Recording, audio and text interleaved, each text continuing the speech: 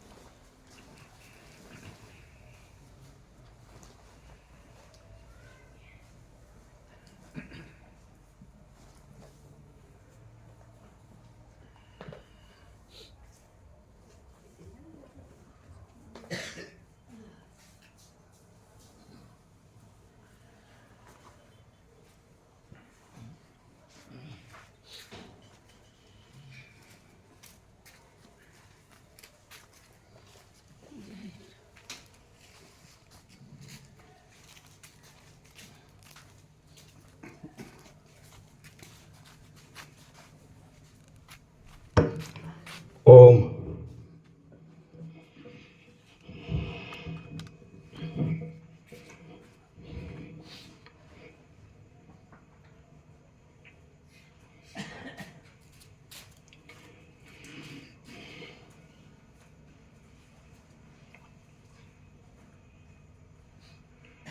परम चिदाकाश, परम ज्योति, अखंड ज्योति,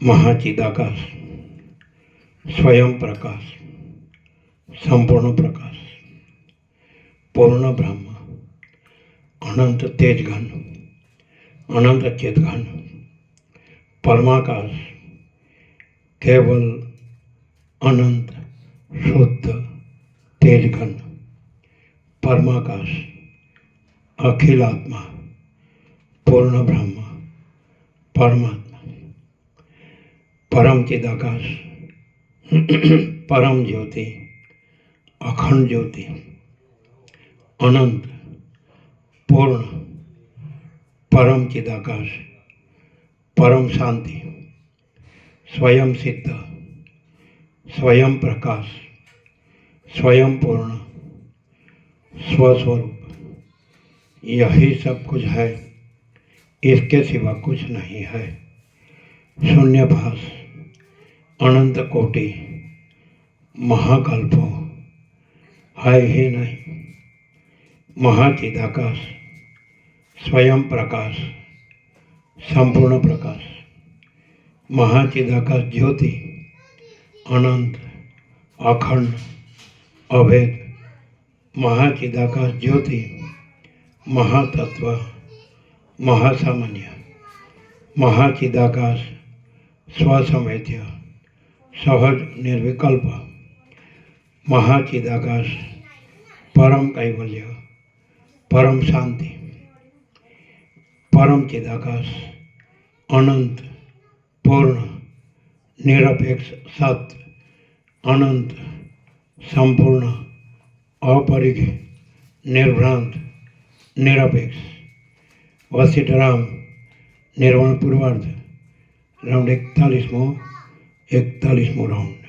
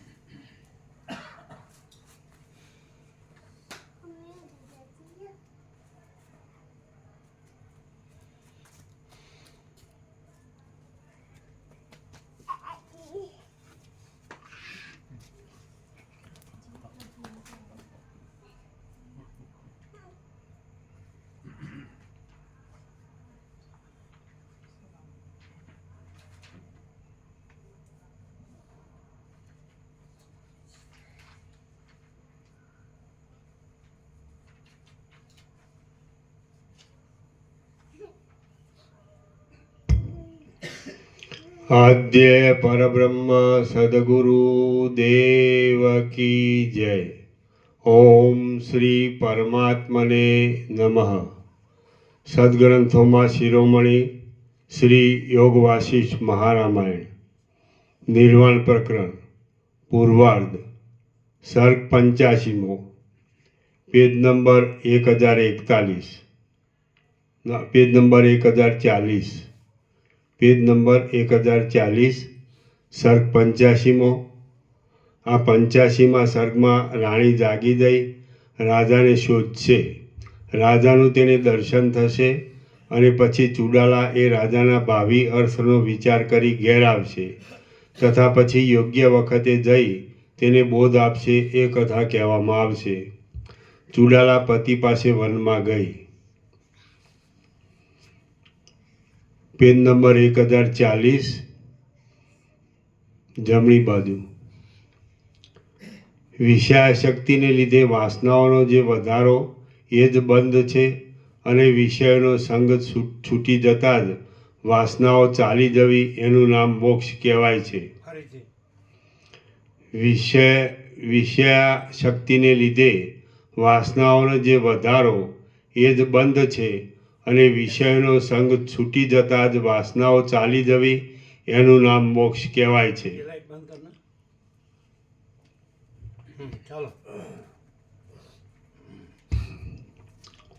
શીખી ધ્વજ રાજા બોલ્યો, દૂર રહેલા અને પાસે રહેલા પદાર્થોના લાભનું સુખનું કારણ છે અને વિનાશ. દૂર રહેલા અને પાસે રહેલા પદાર્થોના લાભનું સુખનું કારણ છે અને વિનાશ દુઃખનું કારણ છે. તે કારણોથી શા માટે જીવને સુખ દુઃખ થાય છે? આપ તે કહો. મોર જેમ મેઘગર્જના સાંભળતા તૃપ્ત થતો નથી તેમ આપના ઉદાર ઘણા અર્થવાળા અને અતિ નિર્મળ વચનો સાંભળતા મારું મન તૃપ્ત થતું નથી. ચુડાલા બોલી, શરીર, મન વગેરેથી પોતાને અનુકૂળ સુખ મેળવી કોઈનીય મર્યાદામાં નહીં આવેલા આત્મતત્વના સ્વરૂપને ભૂલી જઈ દુઃખી થાય છે અને તેથી જીવનની સાથે વિષયોનો સંબંધ થાય છે. જે સુખ ક્ષણિક હોય છે. જીવને ગતિ કરવાને ઈશ્વરી નિયમથી દેહમાં જુદે જુદે ઠેકાણે જુદી જુદી નાડીઓ રહેલી છે. જ્યારે વિષયો તરફ જીવ ખેંચાય છે ત્યારે તે પ્રાણવાયુથી પુરાઈ ગયેલી નાડીઓમાં આવી તે ઇન્દ્રિય દ્વારા તે વિષયનો અનુભવ કરે છે. જેમ મૂળમાં સિંચેલું પાણી તેને વહેવાને માર્ગે ઝાડની અથવા આસપાસની સર્વ લતાઓમાં પહોંચી જાય છે તેમ કુંડલીમાં ગયેલો જીવ પણ નાડી દ્વારા સર્વ દેહમાં પ્રવેશ કરી શકે છે અને વિષયનો સંબંધ થવાથી તેમાં એકાગ્ર થયેલ વૃત્તિની ધારા વડે તેને અનુભવે છે. જીવને સુખનો અને દુઃખનો અનુભવ કરાવવા માટે દેહમાં અનેક તરહની જુદી જુદી નાડીઓ રહેલી છે. જીવ જ્યારે સુખનો અનુભવ કરે છે ત્યારે પ્રસન્ન જોવામાં આવે છે, પરંતુ જ્યારે દુઃખનો અનુભવ કરતો હોય ત્યારે તેમ હોતું નથી. રાજા વગેરે સુખી લોકોને જવાના માર્ગો જેમ કપૂર, ચંદન આદિના સુગંધી જળથી છંટાયેલા અને પુષ્પ, ધૂપ, કસ્તુરી આદિથી સુગંધીદાર હોય છે, પણ ગરીબ લોકોના માર્ગ તેવા હોતા નથી. તે પ્રમાણે જ્ઞાની અને અજ્ઞાનીઓના માર્ગમાં ભેદ રહેલો છે. જીવ જેટલે અંશે ચંચળ નાડી માર્ગમાં પ્રવેશ કરી ચંચળતા વગરનો અને સંકલ્પ રહિત થઈ શાંત રહે તેટલે અંશે તમે તેને મુક્ત સમજો. જીવ જેટલે અંશે ચંચળ નાડી માર્ગમાં પ્રવેશ કરી ચંચળતા વગરનો અને સંકલ્પ રહિત થઈ શાંત રહે તેટલે અંશે તમે તેને મુક્ત જ સમજો. અને જેટલે અંશે પ્રાણવાયુની ચપળતાને લીધે જીવ પણ ચંચળ થઈ જઈ વિશેષ સંકલ્પો કરે તેટલે અંશે તમે તેને બંધાયેલો જાણો. જેટલે અંશે પ્રાણવાયુની ચપળતાને લીધે જીવ પણ ચંચળ થઈ જઈ વિશેષ સંકલ્પો કરે. વિષય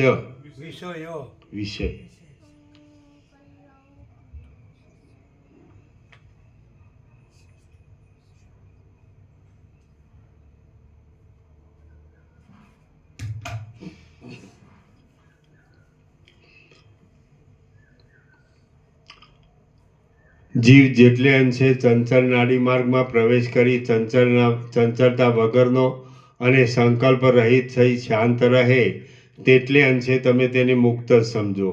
અને જેટલે અંશે પ્રાણવાયુની ચપળતાને લીધે જીવ પણ ચંચળ થઈ જઈ વિષય સંકલ્પો કરે, તેટલે અંશે તમે તેને બંધાયેલો જાણો. સુખ દુઃખનો અનુભવ થવાથી અનુકૂળ પદાર્થને મેળવવા માટે અને પ્રતિકૂળ પદાર્થને દૂર કરવા માટે અનેક જાતના અનર્થોમાં ચિત્તનું સંકલ્પ રૂપે જે બહાર પ્રકટ થવું, તેનું જ નામ જન્મ મરણથી થતા સંસારનું કારણ હોવાથી બંધ છે. અને તે સર્વમાં ના બંધાતા કેવળ આત્મ સ્વરૂપમાં સ્થિતિ રાખવી, તે જન્મ મરણ આદિ સંસાર બંધનથી છૂટવાનું કારણ હોવાથી મોક્ષ છે.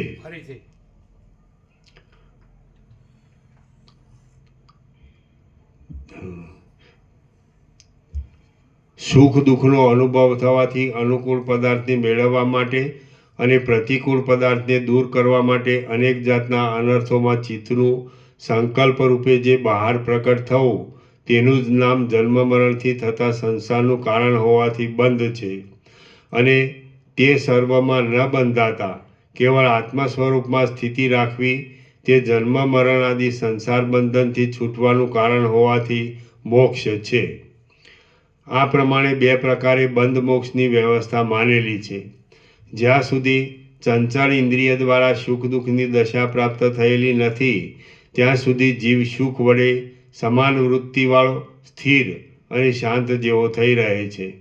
જેમ ચંદ્રમાને જોઈને સમુદ્ર ઉછળે છે, તેમ ઇન્દ્રિયો વડે જાણી શકાય તેમ ન હોવાથી સ્વયં પ્રકાશ જીવ ચૈતન્ય પણ સુખનું કિંવા દુઃખનું અવલોકન કરી અંદર વૃત્તિઓ રૂપે ચંચળ થાય છે.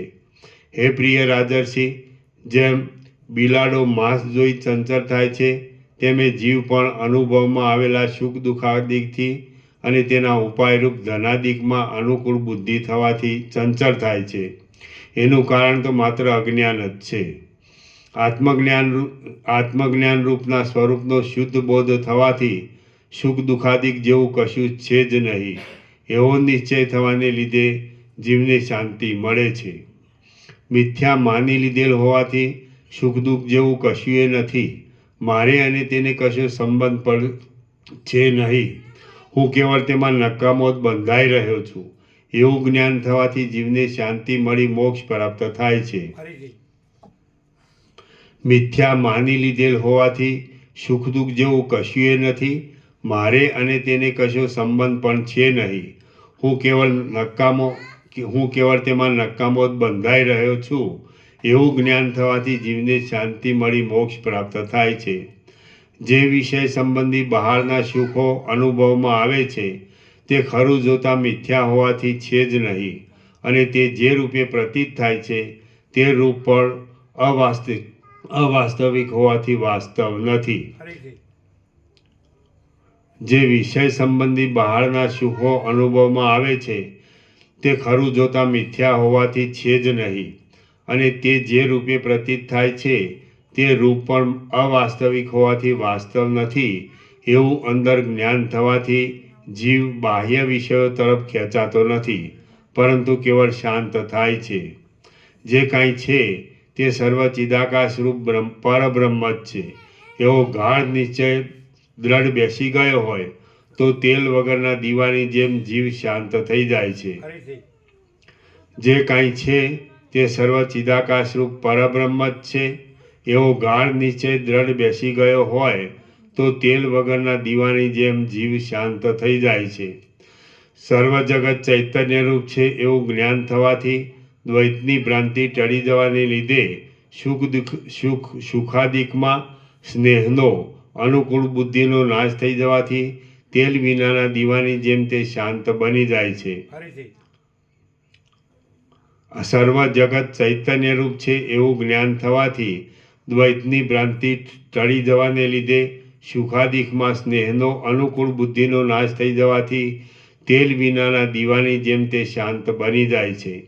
આ સર્વ દ્વૈત ભ્રમ આકાશના જેવો શૂન્ય છે એમ બોધ થવાથી જીવનું ચંચળપણું જતું રહે છે, અને બંધન રહિત થયેલા જીવને પછી ક્ષોભ થવો એ તો કેમ જ સંભવે.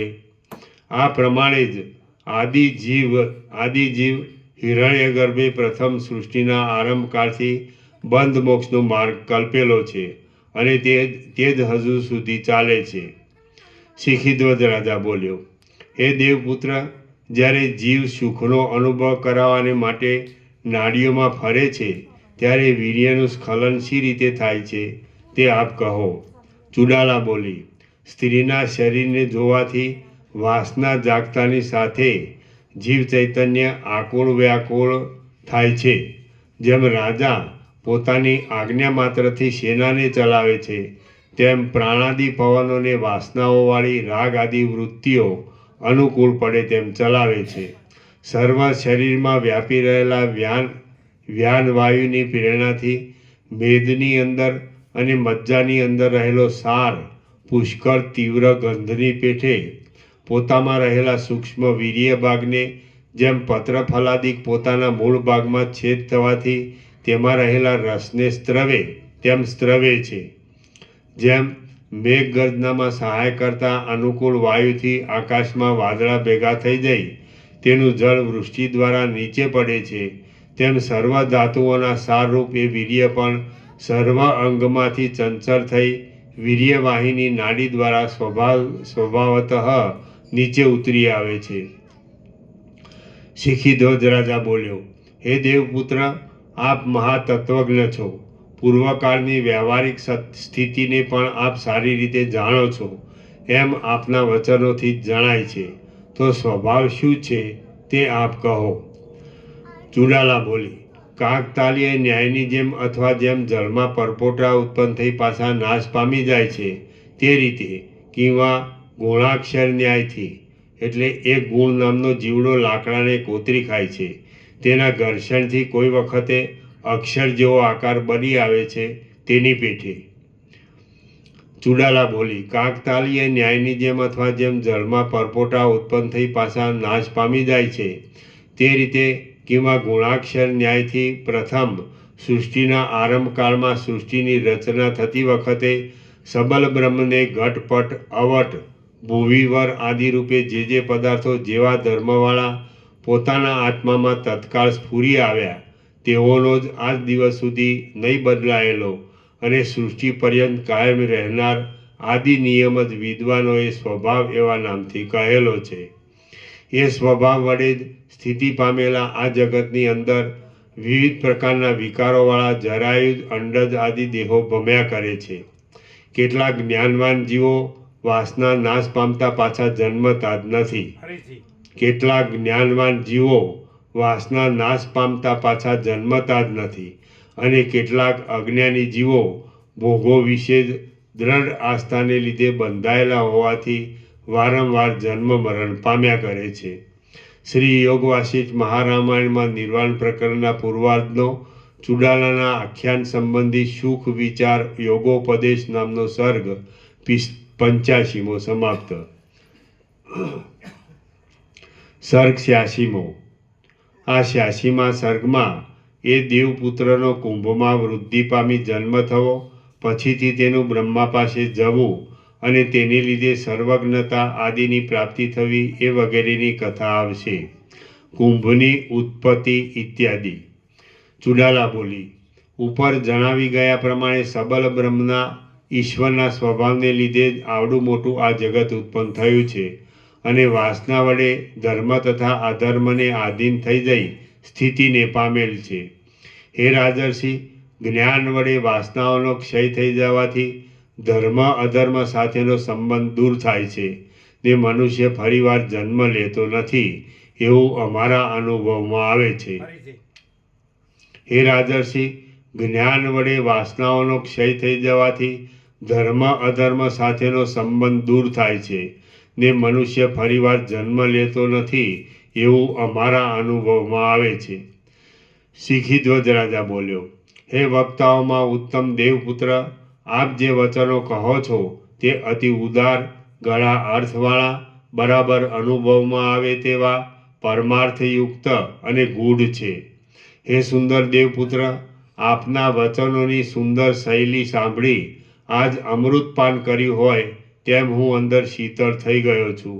માટે પ્રથમ આપની ઉત્પત્તિ શી રીતે થઈ તે સંક્ષેપથી તરત આપ મને કહો.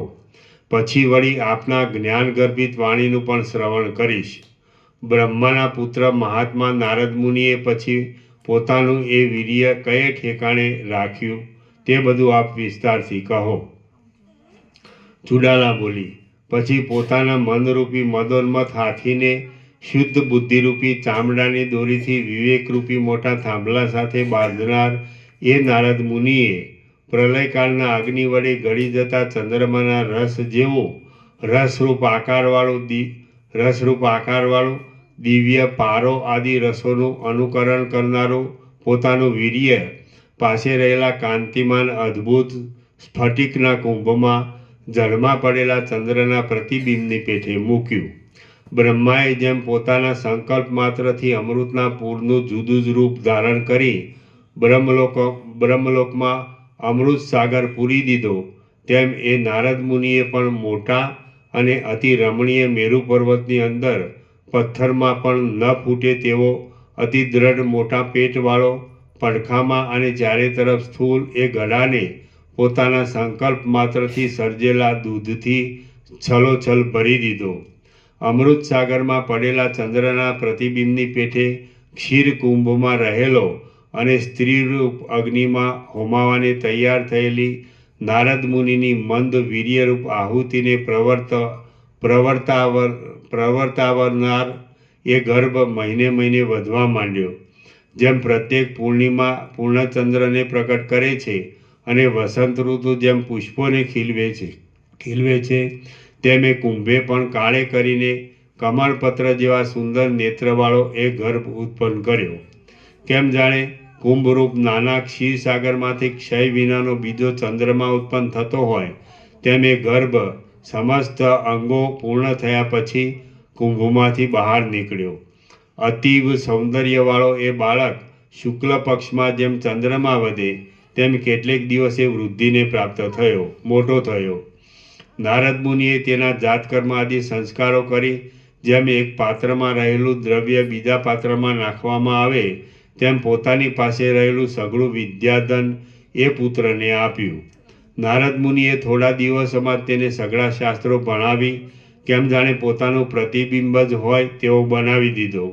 સંધ્યાકાળમાં ઉદય પામેલો પૂર્ણચંદ્ર જેમ સ્ફટિક પર્વતમાં પડેલા પોતાના પ્રતિબિંબ વડે શોભે તેમ મહામુનિ નારદજી પણ પોતાના જેવા યોગ્ય પુત્રથી શોભવા લાગ્યા.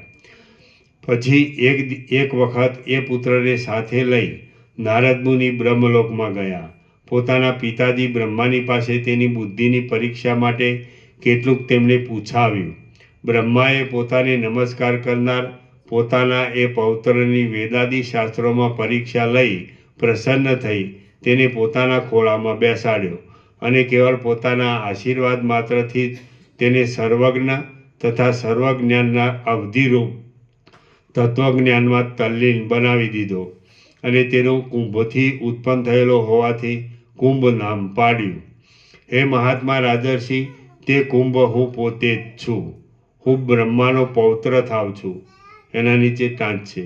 આ પ્રસંગમાં મિથ્યા ભાષણરૂપ દોષ આવે છે એવી શંકા લાવવી ઉચિત નથી.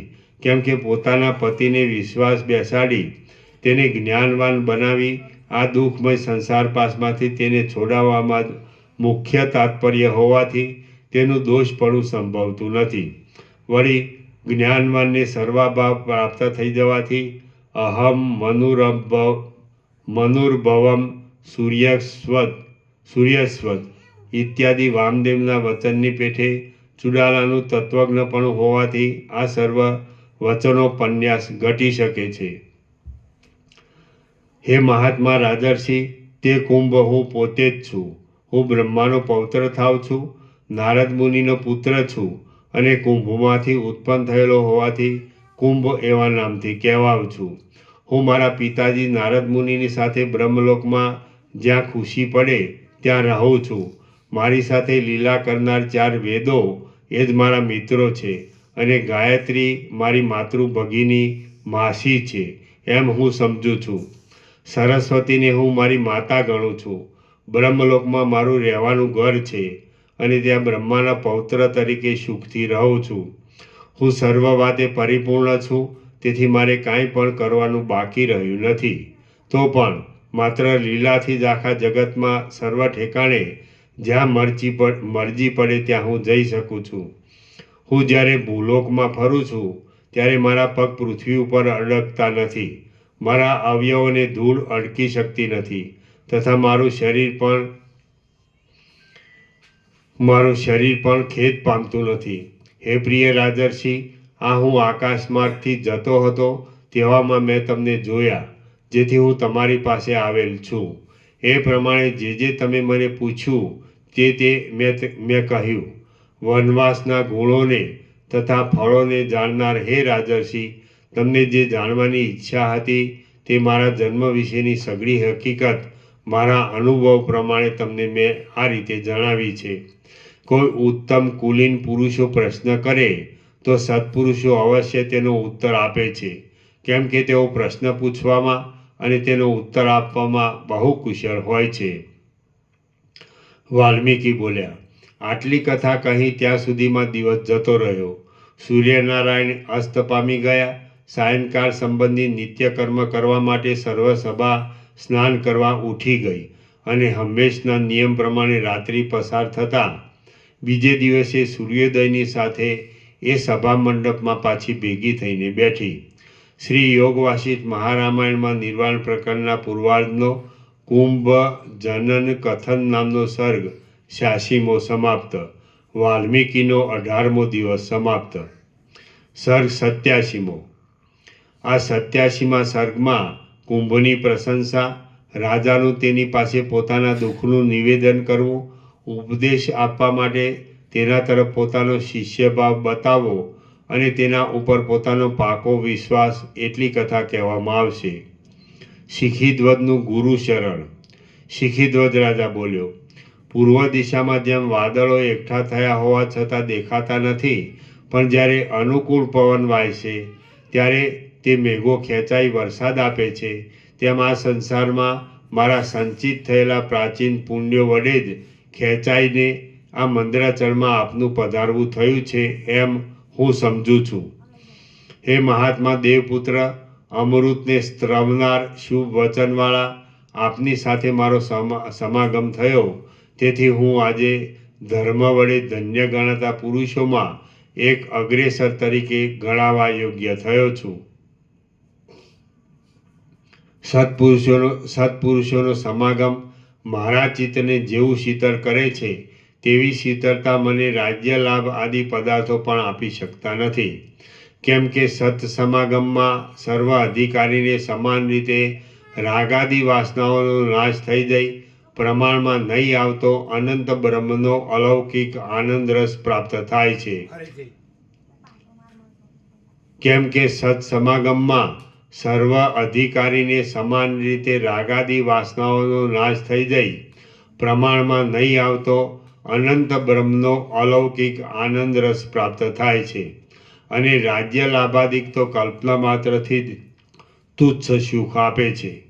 વશિષ્ઠ બોલ્યા, ઉપર પ્રમાણે રાજા કહેતો હતો તેટલામાં તેના વચનોને બંધ પાડી બ્રાહ્મણ પુત્રે આવેલી એ ચુડાલા રાણીએ વળી બીજી વાર રાજાને કહ્યું. ચુડાલા બોલી, હવે આ પ્રશંસા આદિનો પ્રસંગ આટલેથી જ બંધ કરો. પ્રથમ તમે જે મને પૂછ્યું હતું તે મેં તમને કહી બતાવ્યું છે, પરંતુ તમે કોણ છો? આ પર્વતમાં શું કરો છો? તમારે ક્યાં સુધી વનવાસમાં રહેવાનું છે? અને આ પ્રમાણે કરવાનું શું પ્રયોજન છે? તે સાચે સાચું કહો, કેમ કે તમારા જેવા તપસ્વી પુરુષો જુઠ્ઠું બોલતા જ નથી. શિખીધ્વજ રાજા બોલ્યો, આપ દેવપુત્ર છો એટલે બધું બરાબર રીતે જાણો છો. લોકોની હકીકત તથા તે મારા સર્વ પ્રસંગને આપ જાણનાર છો, એટલે હું આપને બીજું શું કહું? આપ જાણો છો, તે છતાં આપના પૂછવાથી એ વિશે હું ટૂંકાણમાં કહું છું. હે મહાત્મા દેવપુત્ર, હું સંસારથી ભયભીત બની આ વનના મધ્યમાં પર્ણકુટી બાંધીને રહ્યો છું. હું શિખીધ્વજ નામનો રાજા છું અને રાજ્યને છોડી દઈ તપ કરવા માટે અહીં આવેલો છું.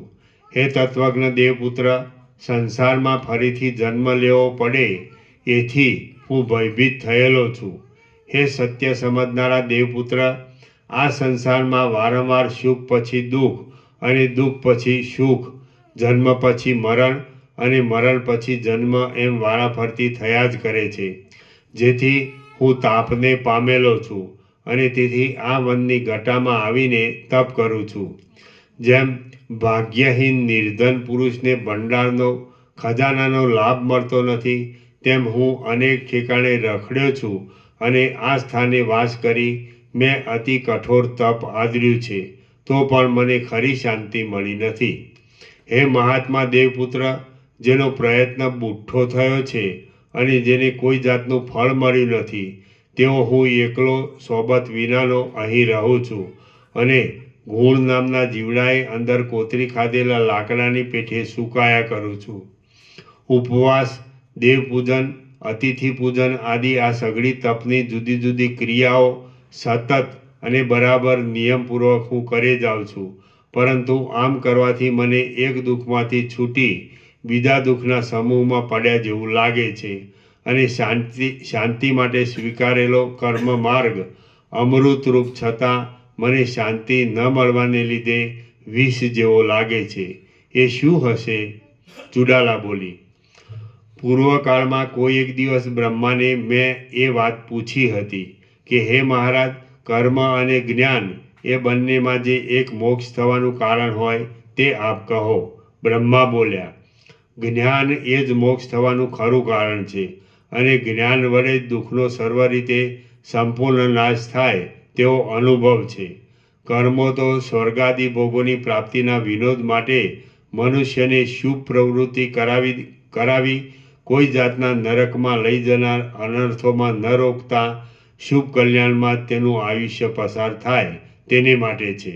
હે પુત્ર, જેઓ જ્ઞાન દ્રષ્ટિને પહોંચી શકતા નથી તેઓને માટે કર્મ એ આનંદનું મુખ્ય સાધન છે. કેમ કે બીજું કોઈ યોગ્ય વસ્ત્ર પીતાંબર ન મળે ત્યાં સુધી કંબલનો, ધાબળાનો પણ કોણ ત્યાગ કરે? કોઈ ત્યાગ ન કરે. તે જ પ્રમાણે જ્યાં સુધી જ્ઞાન પ્રાપ્ત થાય નહીં ત્યાં સુધી કર્મ પણ ઠીક છે.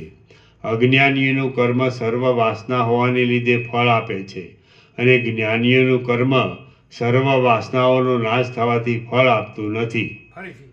અજ્ઞાનીઓનું કર્મ સર્વ વાસના હોવાને લીધે ફળ આપે છે અને જ્ઞાનીઓનું કર્મ સર્વ વાસનાઓનો નાશ થવાથી ફળ આપતું નથી. જેમ પાણી નહીં રેડવાથી લતાઓ ફળ આપી શકતી નથી, તેમ જ્ઞાનીના શુભ કર્મો પણ વાસનાનો નાશ થઈ ગયાથી ફળ આપી શકતા નથી. અશુભ કર્મોનું પણ તેમ જ સમજવાનું છે. પ્રારબ્ધ રૂપે ફળ આપવાને તૈયાર થયેલા કર્મો પણ વાસનાનો નાશ થતાં તેમનો નાશ થાય એટલે દેખાવ પૂરતા રહે છે. પૂર્વ ઋતુના ચિહ્નો જેમ પાછળની ઋતુ આવવાથી નાશ પામી જાય છે, તેમ વાસનાઓનો નાશ થવાથી કર્મનું ફળ પણ નાશ પામી જાય છે. હે પુત્ર, કાછડાની લતા જેમ સ્વભાવે જ ફળ આપતી નથી, તેમ વાસના વગરની ક્રિયા પણ સ્વભાવે જ પછીથી ફળ આપતી નથી. જે બાળકના મનમાં ભયને લીધે હાવની ભાવના રહી હોય તે જ હાવને દેખે છે, બીજો દેખતો નથી. તેમ દુઃખની ભાવનાવાળો મૂઢ પુરુષ જ દુઃખ દેખે છે, બાકી તત્વજ્ઞની દ્રષ્ટિએ કશું આવતું જ નથી. વિકાસ પામેલી કાસડાની લતાની પેઠે જ્ઞાનીની ક્રિયા આકાર વડે જોવામાં આવતા છતાં પણ ફળ ધર્માધર્મરૂપ અને તેથી થતી જન્મ પરંપરાને આપી શકતી નથી. અજ્ઞાન દશામાં પણ અહંકાર આદિ રૂપે સ્ફુરેલી વાસના તાત્વિક દ્રષ્ટિએ જોતા છે જ નહીં. માત્ર અજ્ઞાનને લીધે જ ઝાંઝવાના જળમાં સમુદ્રના જળની ભ્રાંતિની પેઠે તે વાસના દેખાય છે. તે અજ્ઞાન આ સર્વ બ્રહ્મરૂપ છે એવી ભાવનાથી નાશ પામી જવાને લીધે જેમ અનુભવીને ઝાંઝવાના જળની ભ્રાંતિ ન થાય, તેમ જ્ઞાનીના ચિત્તમાં વાસના જ ઉત્પન્ન થતી નથી. સર્વ વાસનાઓનો ત્યાગ થઈ જવાથી જીવ પાછો ફરીવાર જન્મ લેતો નથી અને તે જન્મ મરણ રહિત બ્રહ્મ સ્વરૂપ થઈ જાય છે. જ્યાં સુધી ચિત્તમાં વાસના રહે ત્યાં સુધી તે મન કહેવાય છે અને મન વાસના વગરનું થઈ જાય તો તો તે પોતે જ જ્ઞાનરૂપ છે. જ્ઞાન વડે આત્મ સ્વરૂપ ઓળખવામાં આવે તો જીવને પુનર્જન્મ થતો નથી. હે રાજર્ષિ, જ્ઞાન એ જ પરમ કલ્યાણરૂપ મોક્ષ સાધન છે. એમ ઉપર જણાવ્યા પ્રમાણે બ્રહ્માદિક મોટા પુરુષો પણ કહે છે. તો પછી તમે કેમ અજ્ઞાનીની પેઠે આ તમને મોક્ષનું સાધન માની બેઠા છો? હે રાજર્ષિ, આ બાજુ કમંડલું પડેલું છે, આ બાજુ દંડ અને કાષ્ટો છે, અને અહીં દર્ભાસન પડ્યું છે. આ મમત્વથી બંધન આપનાર અનર્થોના વિલાસમાં તમે શી રીતે આનંદ માનો છો? હે રાજર્ષિ, હું કોણ છું, આ સગળું શી રીતે ઉત્પન્ન થયું અને પાછું કોનામાં લય પામી જાય છે એ વિશે કેમ કાંઈ વિચાર કરતા નથી? અને અજ્ઞાનીની પેઠે કેમ વિચાર વિનાના થઈ રહ્યા છો? હે રાજર્ષિ, શી રીતે બંધ થાય અને શી રીતે મોક્ષ થાય એવા પ્રશ્નો પૂછી તેના ઉત્તરની અભિલાષાથી તમે પરમાનંદના સમુદ્રરૂપ પરબ્રહ્મનો અપરોક્ષ અનુભવ કરનારા મહાત્માઓના ચરણોનું સેવન શા માટે કરતા નથી? વ્રત, ઉપવાસ, ટાઢો, ઊનું આદિ સહન કરી આત્માને દુઃખ આપનાર આ ક્રિયા વડે આયુષ્યનો ક્ષય કરી આ પર્વતની ગુફાને વિશે અંદર શિલાની અંદર તેની બખોલમાં રહેલા કીડાની પેઠે તમે કેમ પડ્યા રહો છો? સમદ્રષ્ટિવાળા સત્પુરુષોને પ્રશ્ન કરવાથી, તેમની સેવા કરવાથી અને તેઓના સમાગમથી એવી યુક્તિ મળી આવે છે કે જે વડે આ સંસાર બંધનમાંથી મુક્ત થવાય છે. તમે શરીરને કષ્ટ પડે એવી ચેષ્ટાઓને છોડી દઈ કોઈ મહાત્મા ગુરુની સાથે રહી જે મળે તે જમી લઈ પૃથ્વીની કોઈ ગુફામાં રહેલા કીડાની જેમ ગુરુએ બતાવેલા માર્ગમાં દ્રઢ રહી આ વનની ગુફામાં રહો. વશિષ્ઠ બોલ્યા, એ પ્રમાણે દેવપુત્ર રૂપે જોવામાં આવતી પોતાની રાણી ચુડાલાએ બોધ આપવાથી આંસુથી જેનું મોઢું ભીંજાઈ ગયું હતું એવો શિખીધ્વજ રાજા નીચે પ્રમાણે બોલ્યો. શિખીધ્વજ રાજા બોલ્યો, હે દેવપુત્ર, અહો, આજે ઘણે કાળે આપે મને બોધ આપ્યો છે.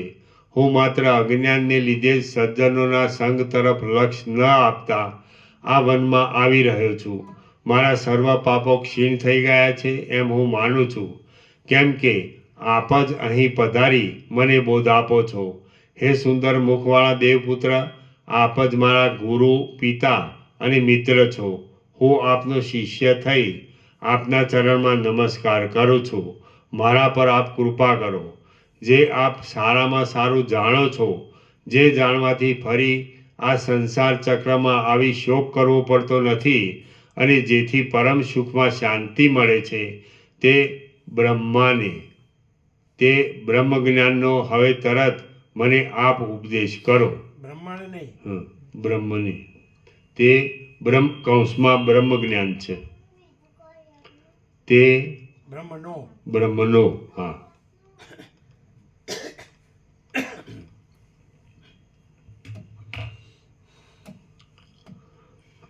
જે આપ સારામાં સારું જાણો છો, જે જાણવાથી ફરી આ સંસાર ચક્રમાં આવી શોક કરવો પડતો નથી અને જેથી પરમ સુખમાં શાંતિ મળે છે તે બ્રહ્મજ્ઞાનનો હવે તરત મને આપ ઉપદેશ કરો.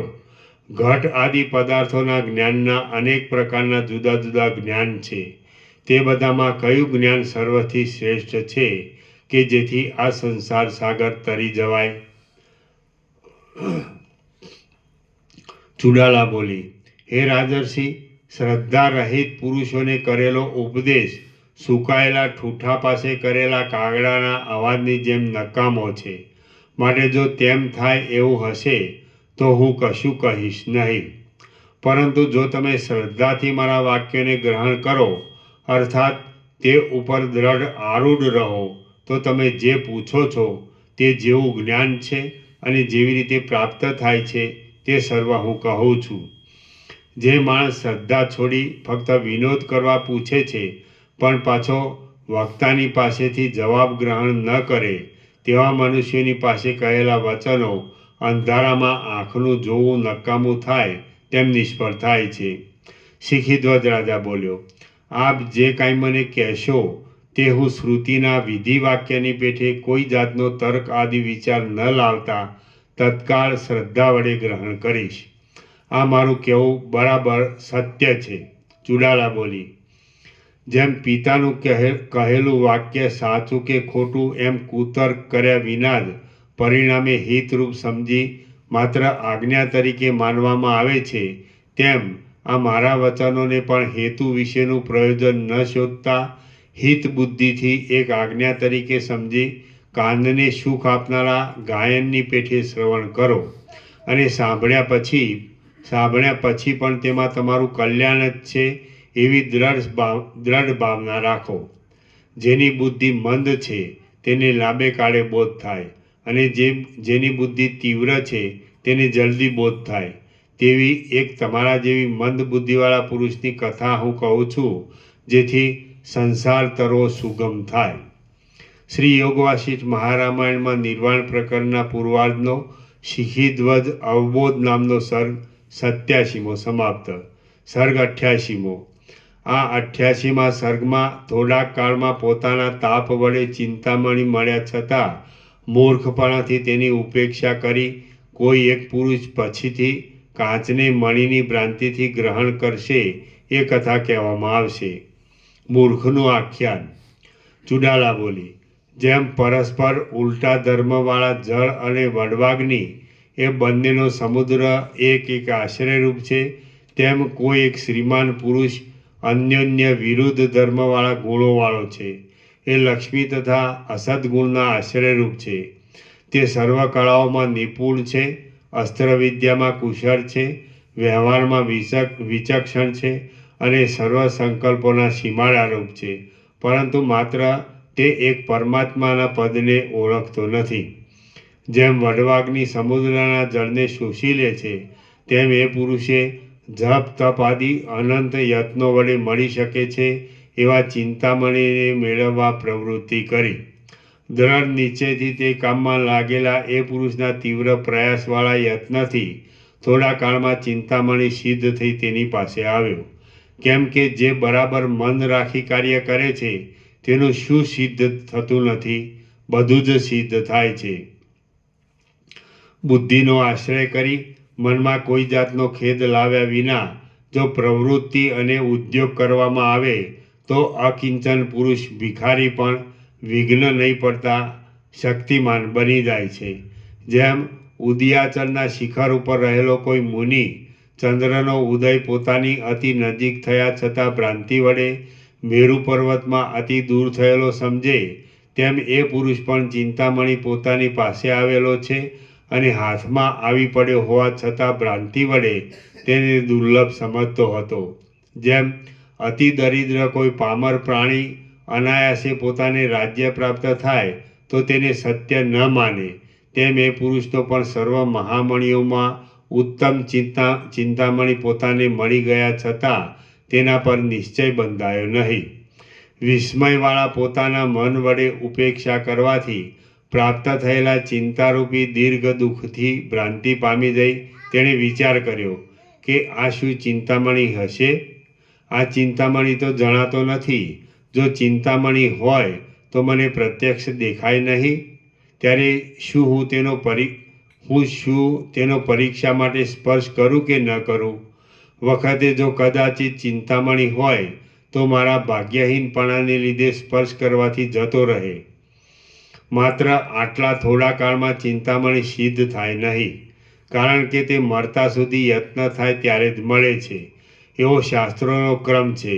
હું પોતે કૃપણ હોવાથી ભ્રાંતિથી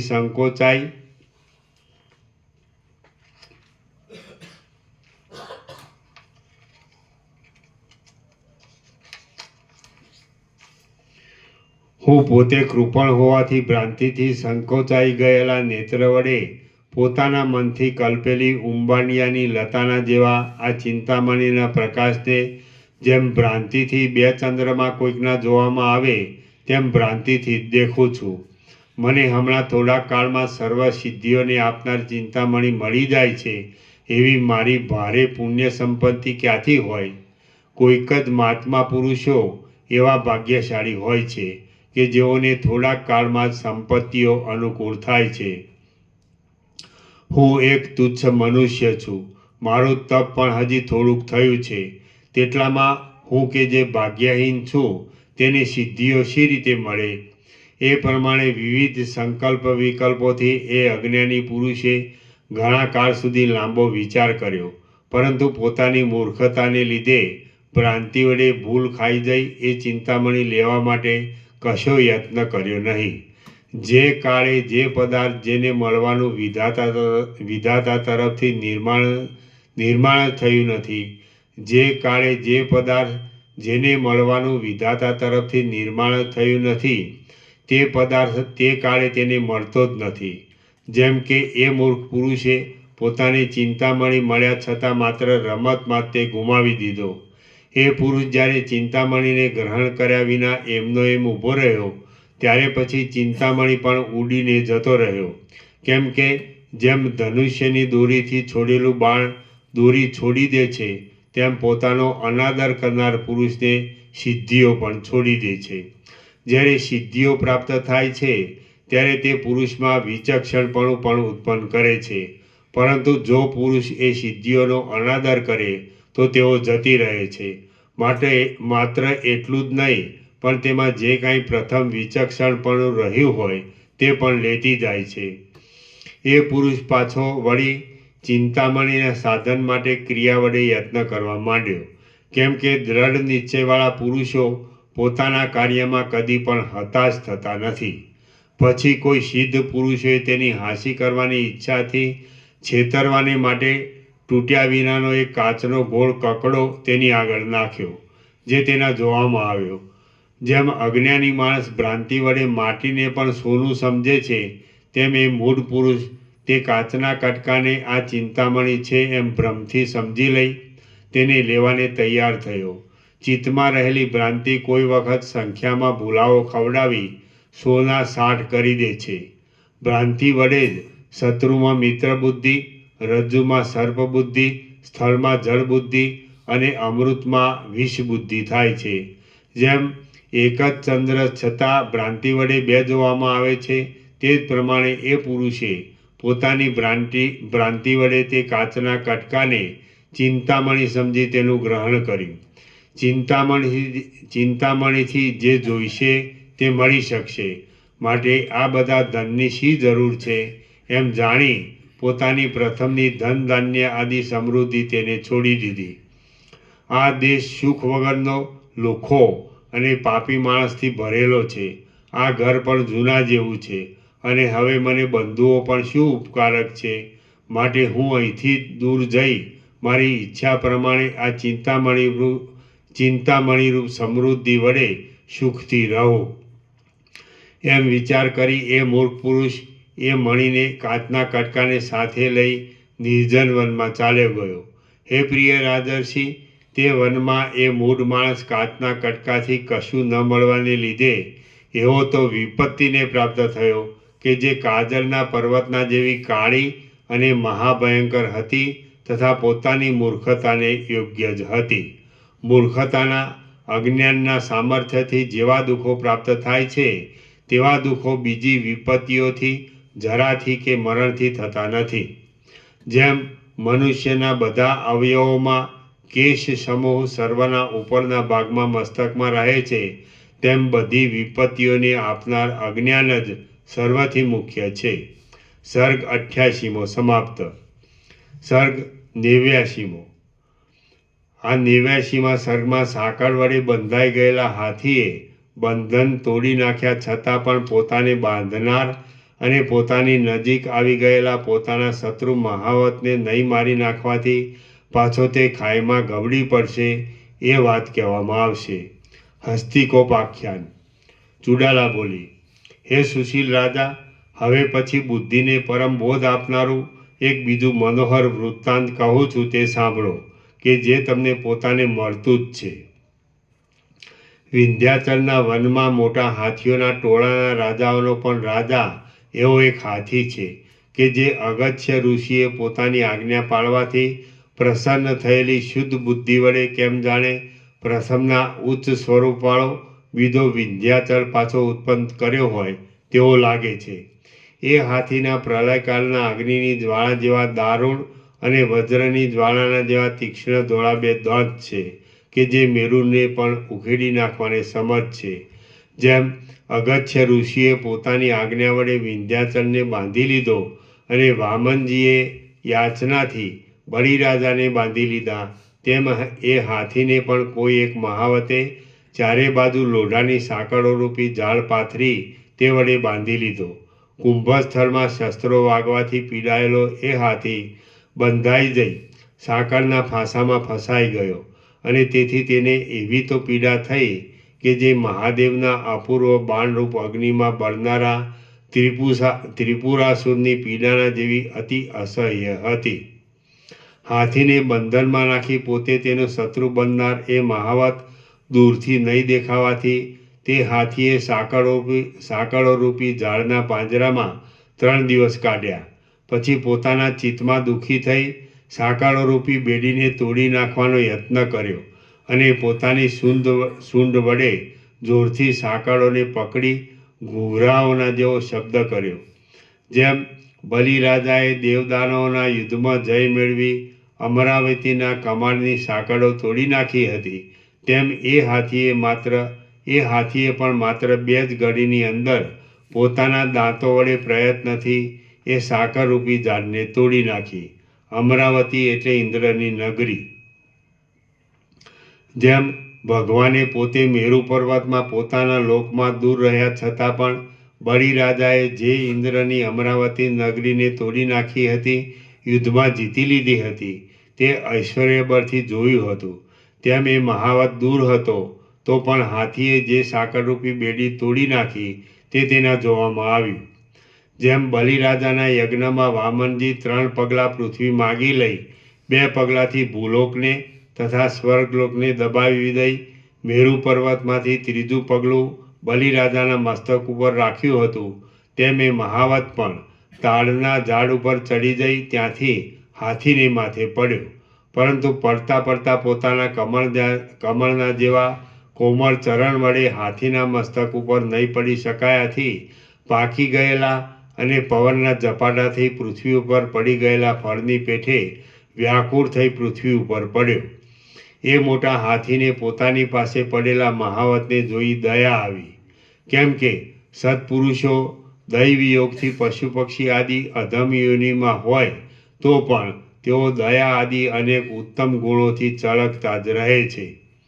આ મહાવત મારી પાસે પડી ગયો છે તો તેને મારી નાખવામાં શી બહાદુરી છે, એમ વિચાર કરી તે હાથીએ મહાવત પોતાનો શત્રુ હોવા છતાં તેને મારી નાખ્યો નહીં, પરંતુ જેમ જળનો જબરો પ્રવાહ બાંધેલી પાળને તોડી નાખી બહાર નીકળી જાય છે, તેમ એ હાથી પણ માત્ર બેડીના જેવી સાંકળને ઝાડને તોડી નાખી બહાર જતો રહ્યો.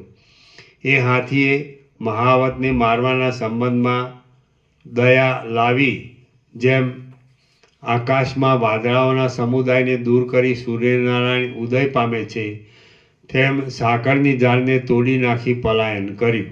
હાથીના જતા રહ્યા પછી શરીર અને બુદ્ધિ એ બંનેને સ્વસ્થ કરી મહાવત ઊભો થયો અને તેની પીડા પણ હાથીની સાથે ઘણે છેટે જતી રહી.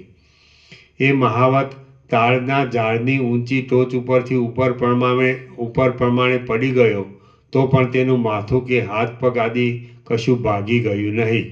કેમ કે દુષ્ટ પુરુષોના શરીરો કેમેય ન ભાગે તેવા મજબૂત હોય છે, એમ હું માનું છું. જેમ વર્ષા ઋતુમાં વાદળા વૃદ્ધિ પામે છે, તેમ દુષ્ટ પુરુષોનું બળ પણ અધમ કાર્યમાં વૃદ્ધિ પામે છે. તેથી એક વખત પોતે મહાસંકટમાં આવી પડ્યા છતાં પણ ફરી વળી પાછો એ મહાવત ફરવામાં વધારે ઉત્સાહ રાખવા લાગ્યો. જેમ દ્રવ્યની વૃદ્ધિ ઈચ્છનાર કોઈ નિર્ધન પુરુષ પોતાની પાસે એક વખત ખજાનો આવ્યા પછી પાછો જતો રહે તેથી દુઃખી થાય, તેમ એ મહાવતને પણ પોતાના ઉપાયો નિષ્ફળ જવાથી તથા હાથી એક વખત બંધાઈ ગયા છતાં પાછો નીકળી જવાથી ઘણું દુઃખ થયું. જેમ વાદળામાં ઢંકાઈ ગયેલા ચંદ્રમાને રાહુ પીડવા માટે શોધે તેમ એ મહાવતે પણ જાડીમાં છુપાઈ રહેલા એ હાથીને શોધવા માંડ્યો. ઘણેક કાળે કોઈ એક જંગલમાં રહેલો એ મોટો હાથી મહાવતના જોવામાં આવ્યો કે જે રણસંગ્રામમાં જય મેળવી આવેલા શૂર પુરુષની પેઠે ઝાડની છાયા નીચે થાક લેતો હતો.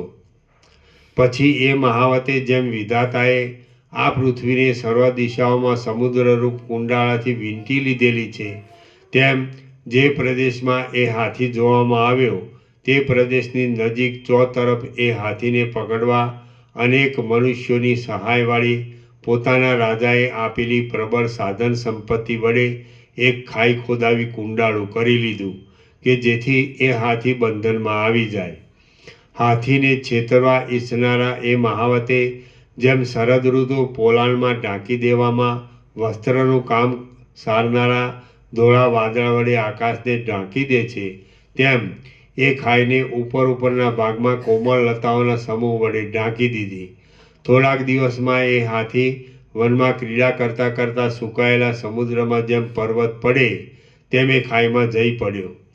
જંગલમાં ફરનાર એ હાથી ઉપર જણાવ્યા પ્રમાણે મહાવતની છળ ભરેલી યુક્તિથી કુંડાળા જેવા ગોળ આકારવાળા પાતાળ તલના જેવા ભયાનક હાથીરૂપી રત્નને તાબે કરવામાં પાંજરાનું કામ સારનાર અને કૂવાના જેવા ઊંડા એ ખાઈરૂપી સૂકા સમુદ્રના નીચેના ભાગમાં પડી જઈ ફરીવાર પાછો બહુ મજબૂતીથી બંધનમાં આવી ગયો કે જે હજી સુધી એ ખાઈમાં પાતાળમાં રહેલા બલિરાજાની પેઠે દુઃખ વડે પોતાના દહાડા કાઢે છે. જો એ હાથીએ પ્રથમ પોતાની પાસે પડેલા એ પોતાના શત્રુને મહાવતને તે વખતે જ મારી નાખ્યો હોત તો પોતાને જે ફરીવાર ખાઈમાં પડી જઈ બંધાઈ જવાથી દુઃખ ખમવું પડ્યું તે ખમવું પડત નહીં. જે પુરુષ અજ્ઞાનને લીધે વર્તમાન કાળના પુરુષ પ્રયત્નના ક્રમ વડે ભવિષ્યકાળને સુધારતો નથી, અર્થાત ઉત્તરકાળમાં પોતાને પાછું દુઃખ આવી ન પડે એવો વિચાર જે આગળથી જ નથી રાખતો તે આ વિંધ્યાચલના હાથીની પેઠે દુઃખી થાય છે. જે પુરુષ અજ્ઞાનને લીધે વર્તમાન કાળના પુરુષ પ્રયત્નના ક્રમ વડે ભવિષ્યકાળને સુધારતો નથી, અર્થાત ઉત્તરકાળમાં પોતાને પાછું દુઃખ આવી ન પડે એવો વિચાર જે આગળથી જ નથી રાખતો તે આ વિંધ્યાચલના હાથીની પેઠે દુઃખી થાય છે. હું સાંકળોરૂપી બેડીમાંથી છૂટો થયો છું એમ સમજી હાથી પ્રસન્ન થયો અને દૂર જતો રહ્યો, તો પણ પાછો તે મહાવતના બંધનમાં સપડાઈ ગયો, કેમ કે અજ્ઞાન કયે ઠેકાણે બંધન નથી આપતું, સર્વત્ર તે બંધનકારક જ છે. હે મહાત્મા શિખીધ્વજ, આત્મા પોતે સદા બંધ વગરનો અને મુક્ત જ છે, છતાં હું બંધાયેલો છું એવું જે મનમાં આવવું એ એક અજ્ઞાન છે અને એ જ બંધનકારક છે. માટે એ પાસમાંથી જ છૂટવા સારું આ ત્રણેય લોક આત્મામાંથી જ ઉત્પન્ન થયેલા છે તથા તે સઘળું આત્મામય જ છે એમ સમજો. બાકી અજ્ઞાની પુરુષને તો આત્મા જ પોતે જ બધા દુઃખરૂપી બીજો ઉગવાનું ક્ષેત્ર થાય છે. શ્રી યોગ વાસિષ્ઠ મહારામાયણમાં નિર્વાણ પ્રકરણના પૂર્વાર્ધનો હસ્તિકોપાખ્યાન નામનો સર્ગ 89મો સમાપ્ત. સર્ગ 90મો. આ 90મા સર્ગમાં કુંભના રૂપે આવેલી ચુડાલા રાજા પાસે ચિંતામણીના અને કાચના ઉત્તમ આખ્યાનનું તાત્પર્ય વિસ્તારથી કઈ બતાવશે. મૂર્ખના આખ્યાનનું તાત્પર્ય. શિખીધ્વજ રાજા બોલ્યો, હે દેવપુત્ર, ચિંતામણી સાધનારની અને વિંધ્યાચલના હાથીના બંધન આદિની કથાના સમૂહથી આપે મને જે સૂચના આપી તે ફરીને પાછી મને સ્પષ્ટ રીતે આપ સમજાવો. ચુડાલા બોલી, તમારા હૃદયરૂપી ઘરને વિશે ચિત્તરૂપી ભીંતમાં સામાન્ય રૂપે દોરાયેલા આ વિચિત્ર કથારૂપી ચિત્રને હું પાછું વિશેષ રૂપે તમારી પાસે આબેહૂબ ખડું કરી બતાવું છું. તમે તે વાક્યના અર્થમાં બરાબર ધ્યાન રાખીને સાંભળો. હે રાજા, શાસ્ત્રોના અર્થમાં કુશળ છતાં તત્વજ્ઞાનને ન જાણનાર એવો મેં જે ચિંતામણી સાધનાર કહ્યો છે તે તમે પોતે જ છો. જેમ સૂર્યનારાયણ મેરુ પર્વતના શિખરો પર ફરે છે તેમ તમે પણ શાસ્ત્રનો પરિચય કરેલો છે, પરંતુ જેમ જળમાં રહેલા પથ્થરને અંદરના ભાગમાં જળની કાંઈ પણ અસર લાગતી નથી, તેમ તમે પણ તત્વજ્ઞાનમાં વિશ્રામ પામ્યા નથી. હે સુશીલ શિખીધ્વજ રાજા, મેં જે ચિંતામણી કહ્યો છે તે સર્વત્યાગ, સર્વને છોડી દેવું તે છે એમ તમે સમજો. તે વડે સર્વ દુઃખોની નિવૃત્તિ થાય છે અને શુદ્ધ બુદ્ધિથી તમે તેને સાધવાનો પ્રયત્ન કર્યો. હે નિષ્પાપ રાજા, શુદ્ધ સર્વ ત્યાગ વડે બધું સિદ્ધ કરી શકાય છે. સર્વનો ત્યાગ કરવો એ જ ખરું આત્યંતિક પૂર્ણ કામપણું છે. બાકી તેથી વધારે ચિંતામણથી શું થઈ શકે તેવું છે? કશું નહીં. હે સુશીલ શિખીધ્વજ રાજા, બ્રહ્મલોક સુધીના તમામ જગતમાં પ્રખ્યાત થયેલા ઐશ્વર્યને તુચ્છ કરનારો અને જ્ઞાનરૂપી નિરતિશય આત્માનંદને આપનારો એ સર્વત્યાગ તમે તેના સાધનમાં મંડ્યા રહ્યા એટલે તમને સિદ્ધ થયો. જેથી બ્રહ્મા જેમ પોતાની રાત્રિ થતાં જગત રચવાનું કામ છોડી દે છે, તેમ તમે સ્ત્રી, ધન અને બાંધવો સહિત રાજ્યનો ત્યાગ કર્યો અને ગરુડજી જેમ કાચબાને અને હાથીને ભક્ષણ માટે સાથે લઈ પૃથ્વીના અંતઃપ્રદેશમાં સમુદ્રની નજીક રહેલા વડની ડાળી નીચે થાક લેવા જઈ બેઠા હતા, તેમ તમે પણ પોતાના દેશથી અતિ દૂર રહેલા આ આશ્રમમાં શાંતિ માટે આવી રહ્યા છો. ગરુડજીનો આ પ્રસંગ રામાયણ, મહાભારત આદિમાં પ્રસિદ્ધ છે. જેમ વાદળા તથા ઝાકળ આદિ કલંકને દૂર કરી નાખનારો શરદ ઋતુનો વાયુ આકાશમાં માત્ર પોતાની સત્તા, અસ્તિત્વને જ બાકી રાખે છે, તેમ તમે પણ બધું ત્યાગ કર્યા છતાં માત્ર એક અહંકારને જ બાકી રાખ્યો છે. હૃદયમાંથી જો મનની કલ્પનાવાળો અહંકાર છોડી દેવામાં આવે તો આ જગત પરમ આનંદ વડે પરિપૂર્ણ લાગે છે. હૃદયમાંથી જો મનની કલ્પનાવાળો અહંકાર છોડી દેવામાં આવે તો આ જગત પરમ આનંદ વડે પરિપૂર્ણ લાગે છે. પરંતુ તમે તો બીજું બધું છોડી દેવાથી અને હું ત્યાગ કરનાર છું એવો અહંકાર બાકી રાખવાથી ત્યાગ તથા ત્યાગ ન કરવો એ બંનેના વિકલ્પો વડે આકાશ જેમ વાદળા વડે વીંટાય તેમ વીંટાયા અને તેને લીધે આ પરમ આનંદ આપનાર તથા મોટો ઉદય કરનાર સર્વત્યાગ નથી, પરંતુ એ ઉત્તમ સર્વત્યાગ કંઈક જુદી તરહનો છે અને તે ઘણા કષ્ટથી મળતો હોવાથી ઘણે લાંબે કાળે સિદ્ધ થાય એવો છે એમ તમારા મનમાં આવ્યું. જેમ વાયુના સમૂહથી ઝપાટાથી વનના વૃક્ષોનું હલનચલન વધવા માંડે છે, તેમ તમારા ચિત્તમાં ઉપર પ્રમાણે ચિંતા વડે ધીરે ધીરે સંકલ્પોનો વધારો થવાથી ઉપર જણાવેલો તમારો સર્વ રાજ્યાદિકનો ત્યાગ ઉડીને ક્યાંય જતો રહ્યો. પવનથી ડોલતા વૃક્ષને નિશ્ચળપણું ક્યાંથી હોય? ન જ હોય. તેમ જે પુરુષે કાંઈક પણ ચિંતાનો સ્વીકાર કર્યો તેનું ત્યાગીપણું ક્યાંથી હોય? ન જ હોય. જે ચિંતા છે તે જ સંકલ્પ એવા બીજા નામને ધારણ કરનાર ચિત્તનું ખરું રૂપ છે એમ તત્વજ્ઞ પંડિતો કહે છે. અને એ ચિંતા જ્યાં સુધી કાયમ રહે ત્યાં સુધી ચિત્તનો ત્યાગ શી રીતે થયો ગણાય? ન જ ગણાય. હે સુશીલ રાજા, ચિત્ત જો ચિંતા વડે ઘેરાયેલું હોત તો સંકલ્પ દ્વારા આ ત્રણેય લોકોનો સમુદાય દ્રશ્યરૂપે નજરમાં આવવાથી નિર્દોષ સર્વત્યાગ શી રીતે સાધી શકાય? ન જ સાધી શકાય. હે પ્રિય રાજા, જેમ હોલા આદિ પક્ષી કાંઈ અવાજ કાને પડતા તરત ઉડી જાય છે, તેમ તમારા ચિત્તે પોતાની અંદર ઉપર કહ્યા પ્રમાણે સંકલ્પો કરવાથી તમારો ત્યાગ પણ ઉડી ગયો. જેમ પ્રથમ નિમંત્રણ આપી પછી સત્કાર નહીં કરાયેલો પુરુષ પોતાનું અપમાન થવાથી શું સામા માણસને દુઃખ નથી ઉત્પન્ન કરતો? કરે છે જ. તેમ એ તમારો સર્વત્યાગ પણ તમે તેનો અનાદર કરવાથી ઉલટો તમારું પ્રથમનું જે પરમ નિશ્ચિતપણું હતું તે પણ સાથે લઈ જતો રહ્યો. હે કમળ જેવા સુંદર નેત્રવાળા રાજા, એ પ્રમાણે સર્વત્યાગરૂપી ચિંતામણીના ચાલી ગયા પછી તમે સંકલ્પરૂપી ચક્ષુ વડે આ તપરૂપી કાચ મણીને દીઠો.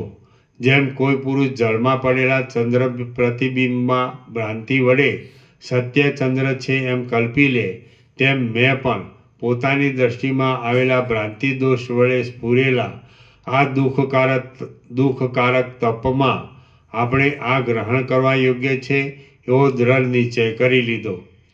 પ્રથમ સર્વત્યાગ કરતી વખતે અનાસક્તિથી, વૈરાગ્યથી, વાસના વગરનું અને પાછળથી અનંત તથા કંઈ ગૂઢ વાસનાવાળું તમે જે તપ કર્યું તે આરંભમાં રાજ્યાદિકનો ત્યાગ કરવાથી, અંતમાં તપના ફળની અભિલાષા ન રાખવાથી અને વચમાં વનમાં રહેવું, તાળ તડકો સહેવા એ વગેરેને લીધે બહુ વિષમ દોહલું હોવાથી સદા દુઃખકારક બન્યું છે.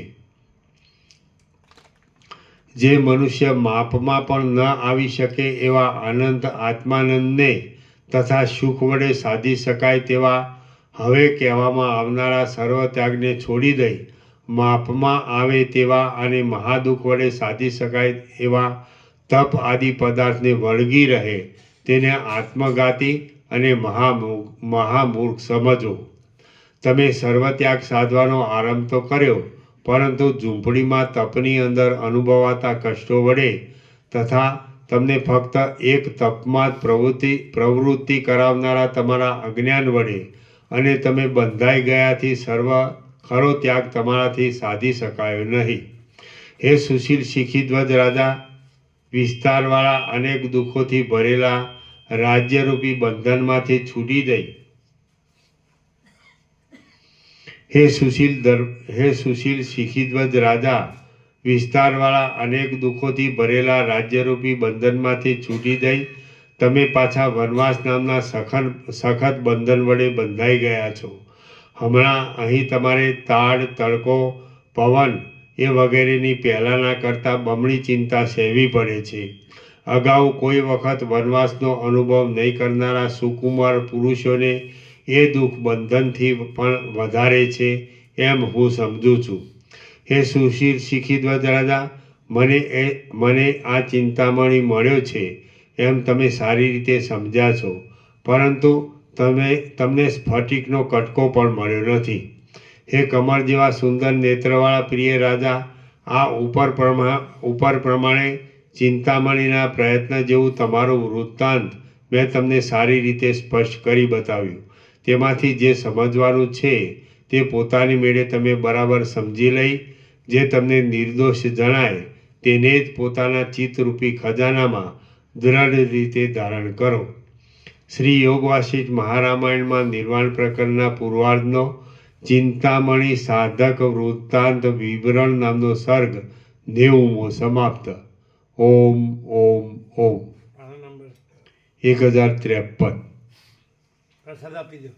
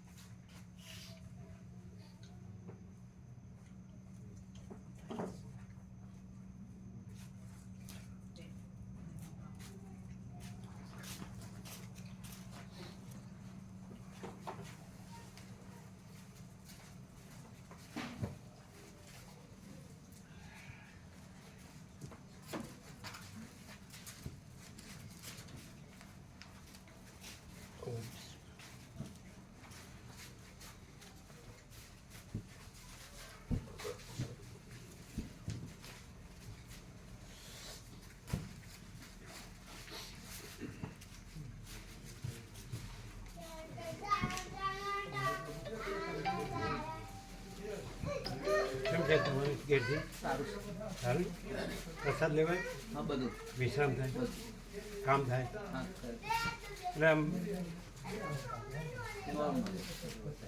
નોર્મલ બધું હે.